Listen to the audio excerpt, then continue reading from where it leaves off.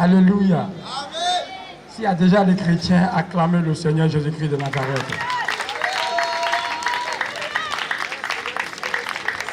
J'ai dit, si se trouve déjà des chrétiens sous la bâche, vous pouvez acclamer puissamment le Seigneur Jésus.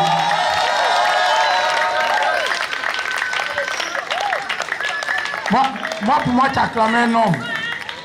Moi, mon Seigneur, c'est pas comme ça on l'acclame. Est-ce que tu peux acclamer puissamment le Seigneur Jésus-Christ de Nazareth?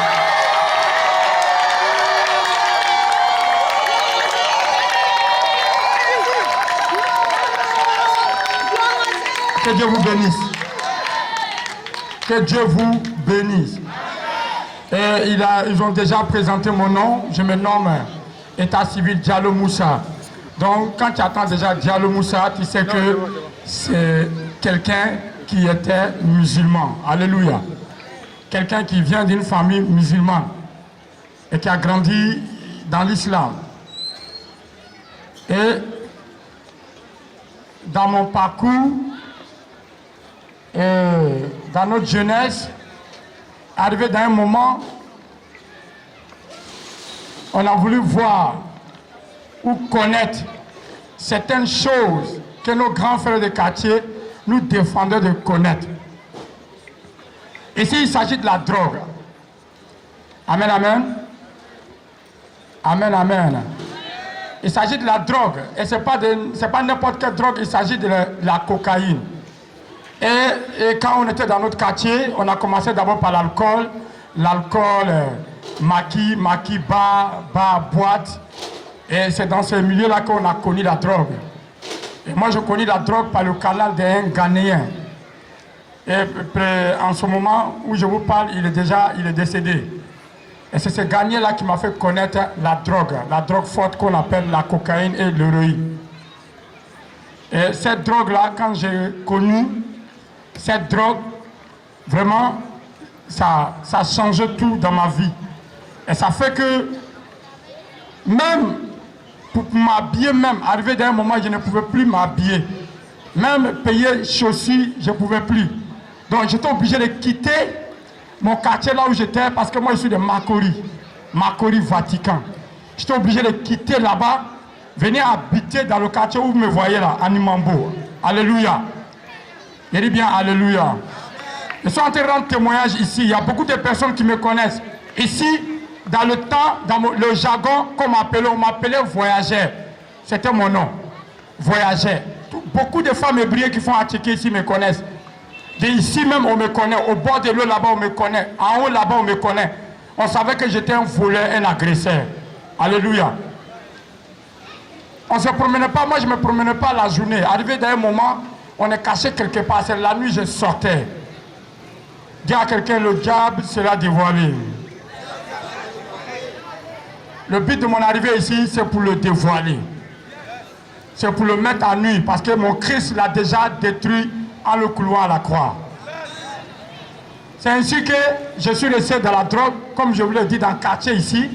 Beaucoup des amis sont morts. Beaucoup sont encore dans la drogue.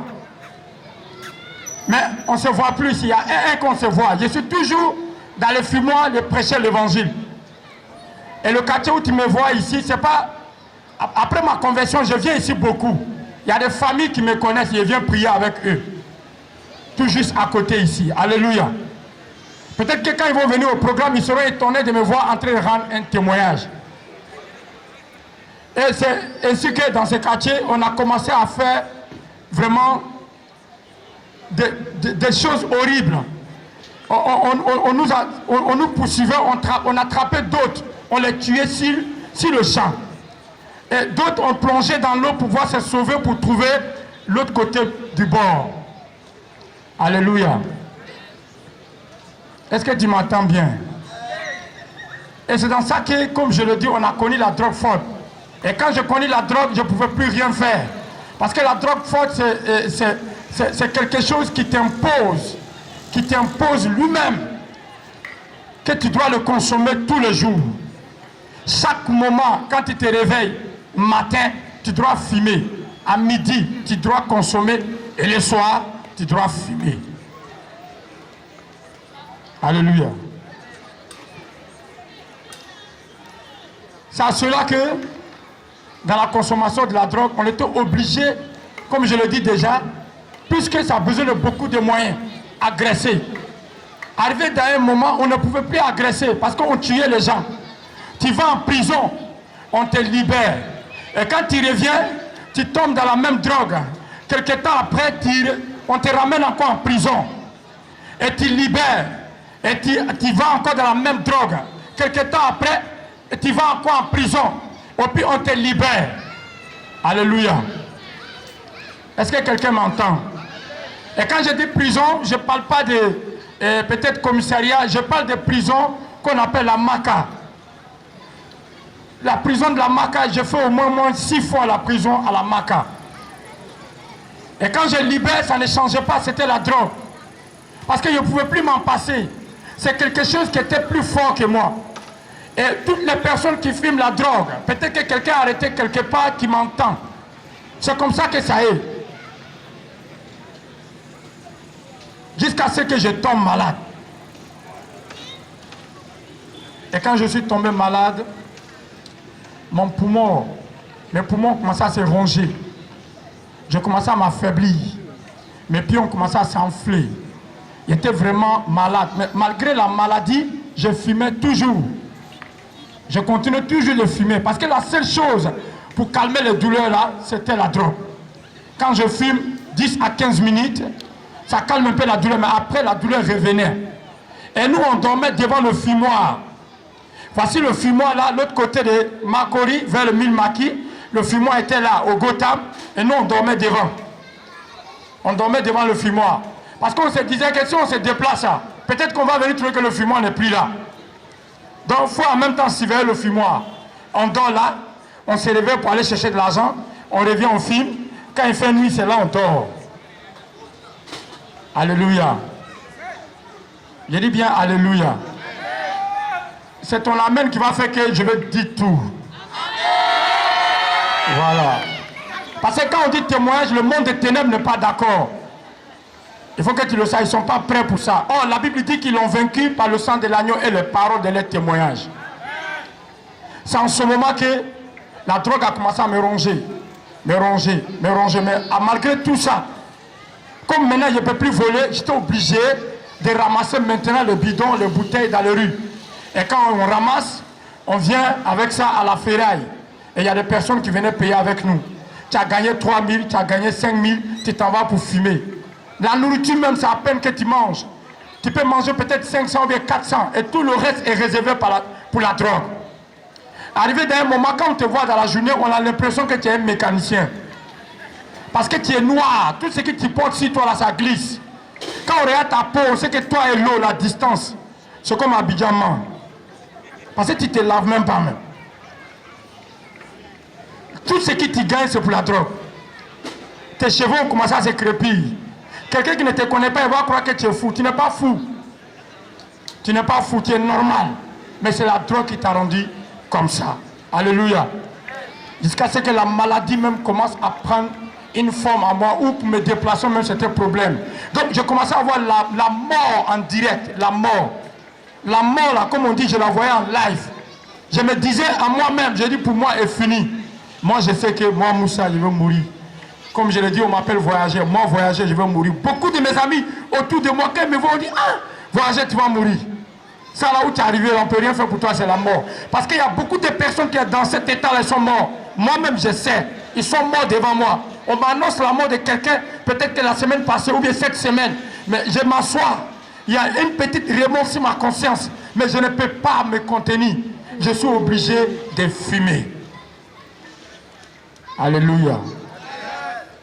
C'est dans ça que quelqu'un que je connaissais, il m'a dit, on dit qu'il y a un coin de retraite dans un coin quelque part avec Gonzac.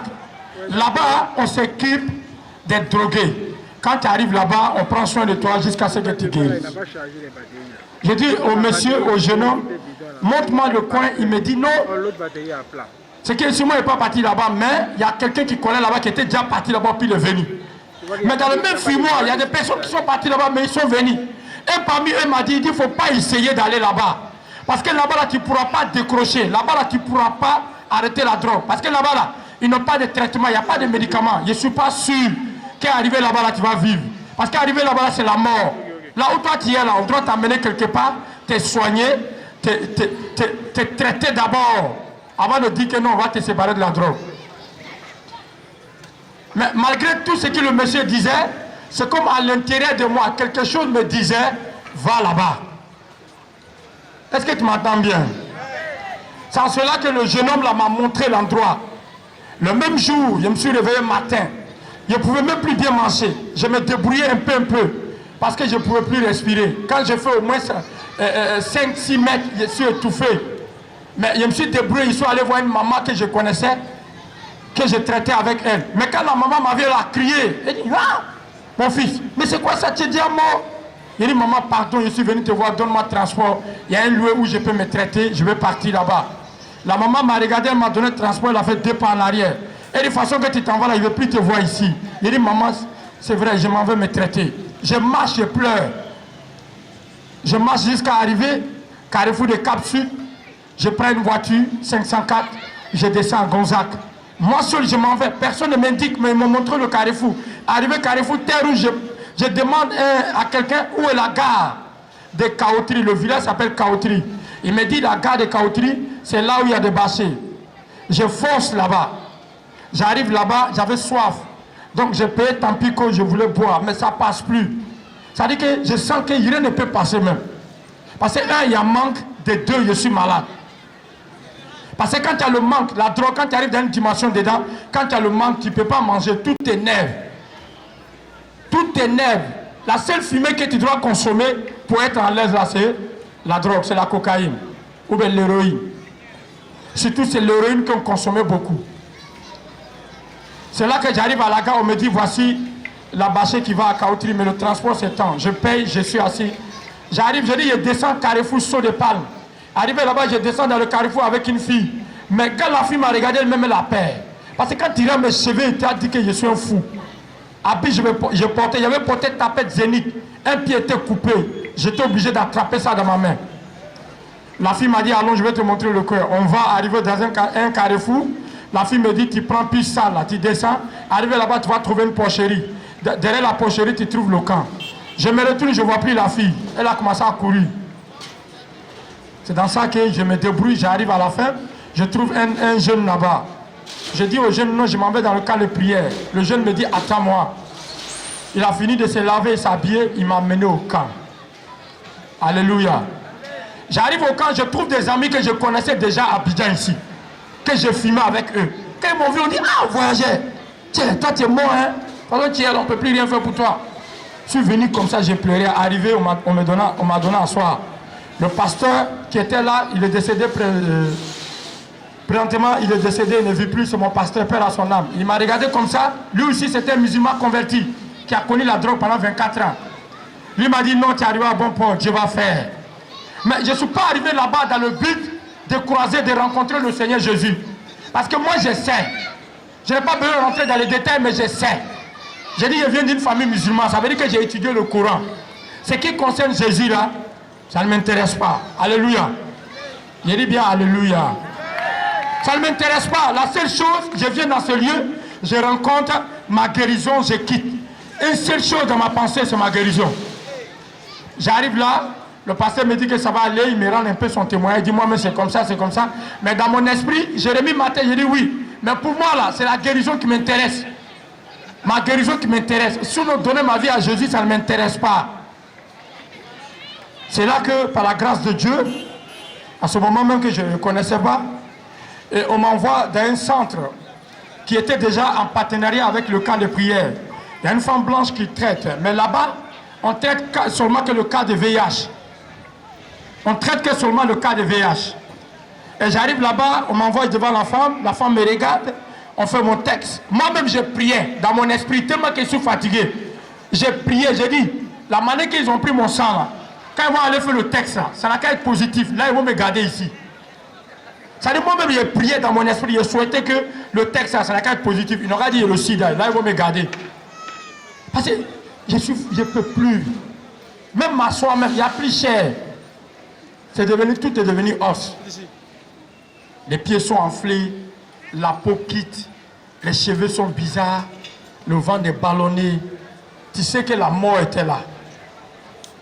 Donc quand on est arrivé, la femme a pris mon sang, ils m'ont mis à côté, ils ont fait le texte, on dit je suis séronégatif. Mais la femme a pris au moins quelques comprimés, trucs, elle m'a donné. Elle m'a dit, mes félicitations, tu n'as pas le VIH. On me ramène dans le camp, je fais le traitement 2 mois, ça n'allait pas. Le mal est là. C'est là qu'ils sont allés voir la femme. Ils m'ont ramené vers la femme encore. La femme m'a regardé comme ça. Elle m'a dit, bon, cette fois-ci, on va faire examen de crachat. C'est là qu'ils ont pris mon crachat. Ils sont partis avec ça. D'abord, elle m'a envoyé à Port-Boy. À Port-Boy pour aller voir un monsieur pour faire le scan et la radio pour voir mes poumons. Ils m'ont envoyé sur le monsieur. Quand ils ont fait, mon poumon droit là, c'était presque fini. C'était pratiquement même fini. Le docteur m'a regardé comme ça, il a tiqué. Il dit, mon petit, mais tu n'as plus de poumon droit, c'était fini. Ils ont fait la radio, ils m'ont ramené chez la femme. C'est dans 3 jours que le cliché est venu. Ils m'ont donné, la femme blanche a dit à celui qui m'a accompagné à l'hôpital. Il dit, celui-là, arrivez avec lui là-bas, isolez-le parce qu'il va mourir dans 3 jours. Est-ce que tu m'attends bien même? Elle dit, c'est lui-là, arrivez là-bas, là, isolez-le parce que dans 3 jours, il va mourir. Et lui, comme c'est quelqu'un qu'on se connaît même dans la rue ici, avant d'aller là-bas, mais je suis allé le trouver qu'il était un responsable. Il avait arrêté de fumer la drogue. Il m'a dit, il voyageait, il dit oui. Il dit, tu sais ce que la femme l'a dit? Il dit non. Elle dit, dans 3 jours, toi, tu as douf. Ça veut dire que tu vas mourir. Quand il a dit, j'ai commencé à sourire. Je n'ai rien dit, on marchait. En pas de caméléon. On est arrivé dans le camp. 3 jours après, ils ont envoyé la boîte, on dit que c'était positif. J'avais la tuberculose 2e degré. Ça veut dire tuberculose 2 croix. Parce qu'il y a 1 croix, 2, 3 croix. J'avais la tuberculose de 2 croix. Ça veut dire que c'est rentré dans mes os. C'est ça qui faisait que je ne pouvais plus rien faire. Maintenant, je suis revenu. La femme m'a regardé, elle m'a dit une parole que je ne vais jamais oublier. Elle m'a regardé comme ça, elle dit, Moussa, il dit oui. Il dit, moi, je ne traite pas ce cas. Nous, on prend le VIH en compte. Mais quelque chose me dit de te soigner. Alléluia. Elle me dit quelque chose me dit, m'oblige de te soigner. Je ne sais pas qui tu es. Mais je vais te donner cette chance, mais il ne faut plus jamais retourner dans ce qui tu étais dedans. Ma femme blanche a pris tout en charge. Elle m'a envoyé à la CAT, à 13 juillet, centre antituberculose. J'ai trouvé un docteur qu'elle m'a confié à lui. Elle dit, elle s'en va en Égypte. Ils n'ont qu'à prendre mon traitement en compte. C'est là que j'ai commencé à faire le traitement. J'ai fait le traitement jusqu'à, ils vont dire, 4 mois.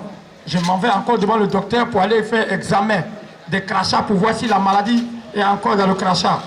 Le docteur, il a fait le crachat, il me dit non, ça va bien. Maintenant, je vais faire une autre radio. J'ai fait la radio, le docteur prend le cliché, il regarde, il a tiqué. Il m'a appelé par mon nom, lui m'appelle Diallo, il dit Diallo, il dit oui. Il dit non, tu as la chance, Dieu est avec toi. Il dit comment ça? Il dit parce que le traitement que tu as suivi là, c'est un traitement qui se fait sur deux facettes. Les premiers 6 mois, quand tu termines, on fait encore 2e 6 mois. Parce que tu n'avais pas de poumon sur ton côté droit. Mais quand j'ai regardé, en 4 mois, ton poumon a déjà pris forme. Est-ce que quelqu'un a entendu ce qu'il a dit? Il dit, en 4 mois déjà, ton poumon a pris forme. Il dit, je n'ai jamais vu ça. Je ne sais pas c'est quel mec qui te soutient, mais il y a quelque chose derrière toi. Il a commencé à faire amitié avec moi. Il a changé le comprimé qu'il me donnait.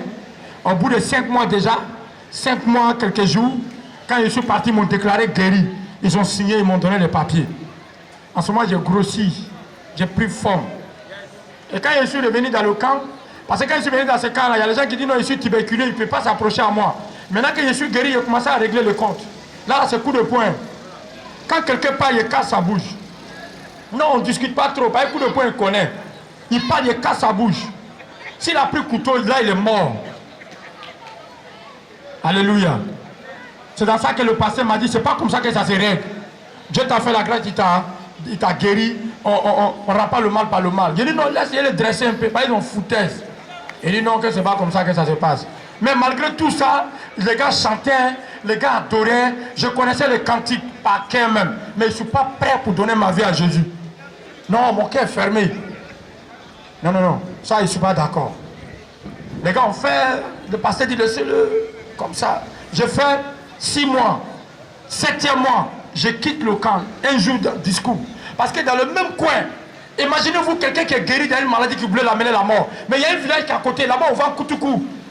Je suis tombé encore à Koutoukou, dans le village là. Parce que c'est là-bas qu'on partait puiser l'eau.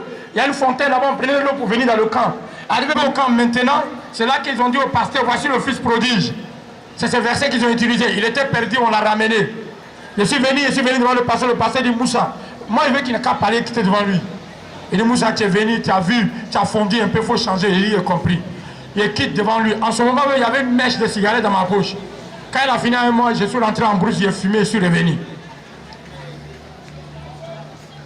Alléluia. Est-ce que tu es avec moi? Et c'est là que quand je suis revenu maintenant, il y a un pasteur qui allait faire sa retraite. Un pasteur est arrivé dans le camp pour aller faire sa retraite. Et quand il a fait sa retraite, mon pasteur a dit, comme tu es venu, moi je suis beaucoup équipé, je sors beaucoup, parce que lui rendait aussi beaucoup de témoignages à la librairie Life au plateau, pour ceux qui connaissent la librairie Life. Donc il faisait un programme là-bas. Il a dit au pasteur, donne coup de baptême, j'ai 6 personnes qui doivent se baptiser, donne les coups de baptême. Et le pasteur a commencé à leur donner coup de baptême. Moi je ne suis pas parmi ceux qui faisaient les coups de baptême, puisque je ne suis pas parti à l'école, je ne sais même pas lire. Tu vas m'emmener pour aller faire quel coup de baptême. Ils sont en train de faire le coup de baptême. Je venais les assister et je suis au dehors. Ils sont dans le temple. Après, je m'en vais. Jusqu'au jour, c'était un samedi. Le jour là, il a plu même. Il y avait la pluie matin. Ils ont appelé le photographe pour le baptême. Et c'est là que le jour là, je suis venu trouver, je suis sorti de la cour par derrière, aller payer une cigarette au village, fumer la cigarette, on peut faire le grand tour, rentrer dans le camp par la petite porte. Je viens trouver que les gens sont en rang.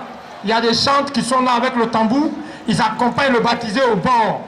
Et le pasteur m'a dit, voici tes frères qui sont se baptiser, accompagne-les. Et le pasteur même allait s'échanger avec le pasteur qui était venu faire sa retraite.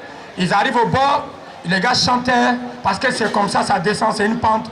Nous on était arrêtés en haut, les autres les baptisés, ils avaient porté culotte, ils s'approchaient au bord, on les baptisait. Si c'est chanter seulement, je chantais avant même que je vais être converti. Ça veut dire que chanter les cantiques, ça ne veut pas dire que tu es converti. Alléluia. Ça ne veut rien dire. C'est là que les gars chantaient, on chantait un cantique qui dit « Je dis oui au Seigneur ». Je dis oui, je dis oui, je dis oui au Seigneur. C'est le cantique là qui chantait. Ils plongeaient les gens, ils plongeaient les gens, ils plongeaient les gens. Quand ils sont arrivés sur la 5e personne, quelque chose s'est passé. Alléluia. J'ai commencé à m'approcher au bord de l'eau, seul. J'arrive, je m'arrête au bord. Pourtant, j'ai porté 2 pantalons. Un kawé avec un jean en haut, avec un polo machelon. J'arrive au bord. On plonge la 6e personne. Le cantique a commencé à me traverser. Ça dit, c'est comme je vivais le cantique maintenant en direct. J'arrive au bord, il y a une chaleur qui est venue me couvrir comme ça. Alléluia. Il y a dit bien une chaleur. Et cette chaleur, quand elle me couvre, j'ai commencé à avoir le remords sur ma conscience. Alléluia. J'ai commencé à regretter de mes actes. Une voix m'a parlé comme la manière que tu m'entends parler. Est-ce que quelqu'un m'entend? Une voix m'a parlé. La voix me dit Moussa. Il dit oui. Il dit c'est moi, je suis mort pour toi à la croix. Il a répété j'ai tiqué même, j'ai regardé. Parce que tout le monde était étonné, tous ceux qui étaient en haut, ils étaient étonnés de me voir m'approcher. Et il dit, la voix me dit, c'est moi. Et regarde tout le temps, quand tu étais mort, c'est moi qui t'ai ramené à la vie, c'est moi qui ai disposé cette femme-là pour te soigner. Elle t'a dit que quelque chose lui met en cœur de te soigner. C'est moi qui avais disposé son cœur pour te soigner. Je suis mort pour toi à la croix, je t'aimais. Sinon tes frères sont morts dans la rue. Il y en a qui sont morts par balle, il y en a qui sont morts par agression, il y en a qui sont morts en prison. Mais je te fais la grâce. Il dit avance. J'avance dans l'eau en pleurant. Mon pasteur dit au jeune pasteur qu'il y a 6 baptisés sur la liste. Celui que tu vois venir là, son nom n'est pas sur la liste. Le pasteur dit à mon pasteur, ce n'est pas afin de dire non. Celui-là, le Seigneur est en train de travailler dans son cœur. Laisse-lui venir à moi. Je rentre dans l'eau comme ça. Je m'arrête en bas de lui. Tout le monde a commencé à crier. Wow. Il dit, tu veux donner ta vie à Jésus? J'ai dit oui. J'ai pleuré gros grain comme ça. Moi, ma maman est décédée, il n'a pas pleuré. Il a regardé son corps, il n'a même pas coulé l'âme. J'ai pleuré gros grain comme ça. Il dit, tu acceptes Jésus? Oui. Tu acceptes comme ton Seigneur sauveur? Oui. Ils m'ont plongé. Quand je suis sorti, j'ai donné d'eau. La photo est avec moi. Parce que j'avais tête abaissée. Parce qu'il pleurait. Il ne voulait pas que le photographe voie mon visage. Alléluia. Et quand je suis sorti comme ça dans l'eau, les choses ont commencé à changer au-devant de moi. Les choses ont commencé à changer. La même semaine, je suis tombé malade. Il y a les maladies qui t'amènent à la vie. Mais il y a des maladies aussi qui t'amènent à la mort. Alléluia. Je suis tombé malade. J'ai commencé à avoir pâli à moi. J'ai fait 2 semaines. Mes amis viennent auprès de moi, je ne fume plus.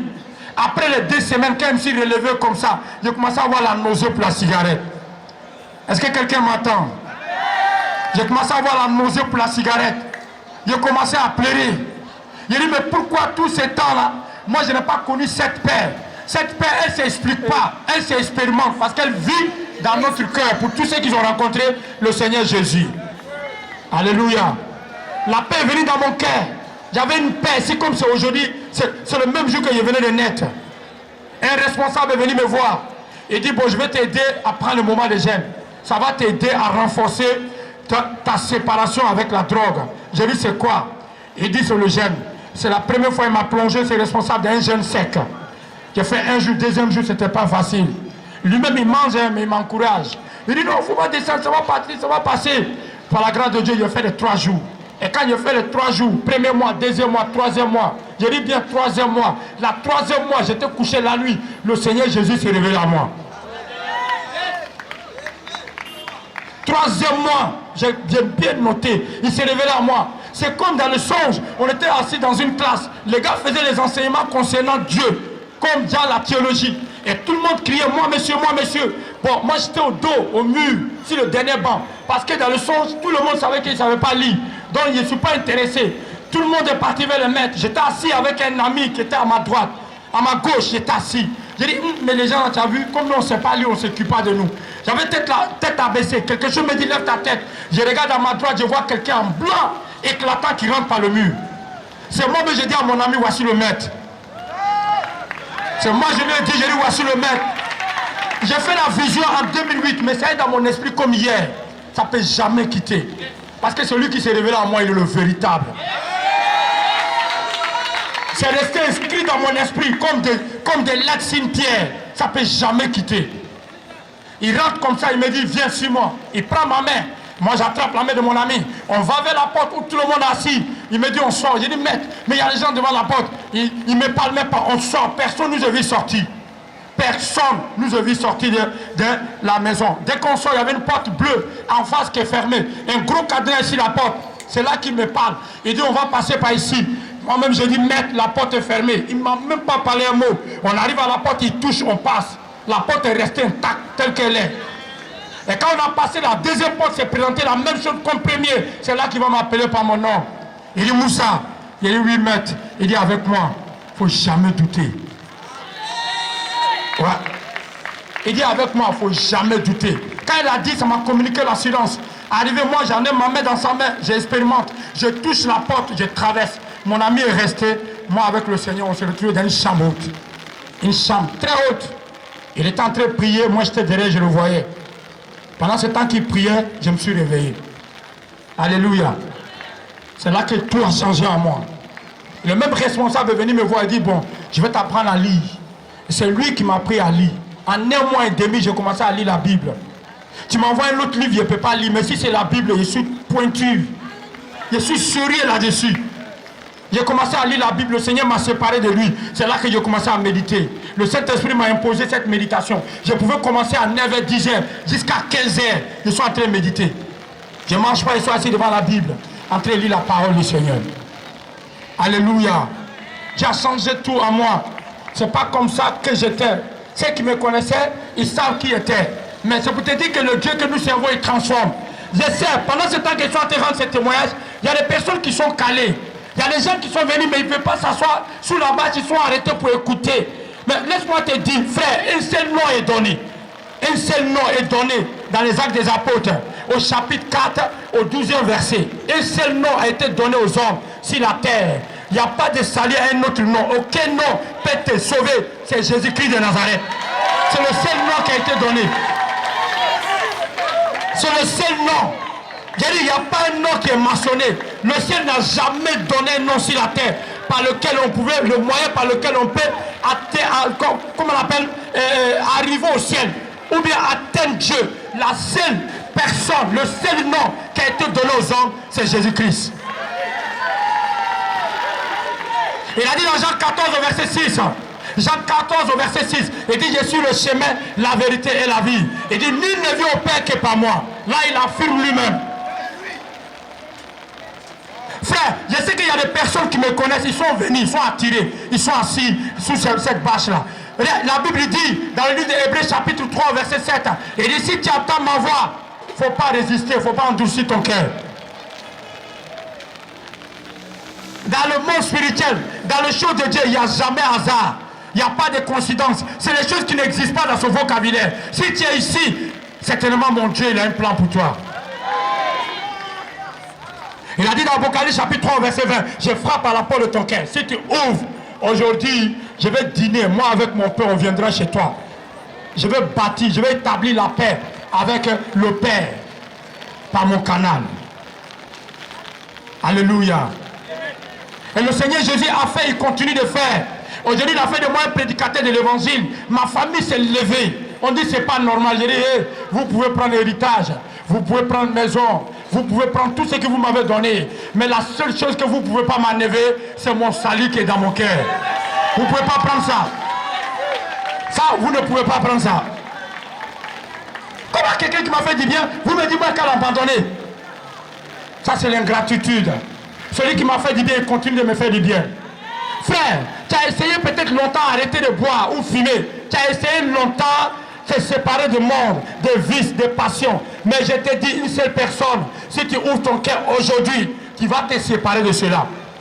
C'est le seul qui peut te libérer. Ici, sur la terre, te donner le repos, la vie éternelle. Il dit, si tu attends ma voix, n'endurcis pas ton cœur. Frère, toi qui es venu, il ne faut pas résister. Non, les gens vont regarder. Non, c'est la honte. Il ne faut pas avoir honte. Et ce témoignage t'a fait du bien. Tu peux venir devant. Et si tu es prêt à faire la paix avec Dieu en acceptant Jésus-Christ de Nazareth, tu peux faire des pas venir devant ici.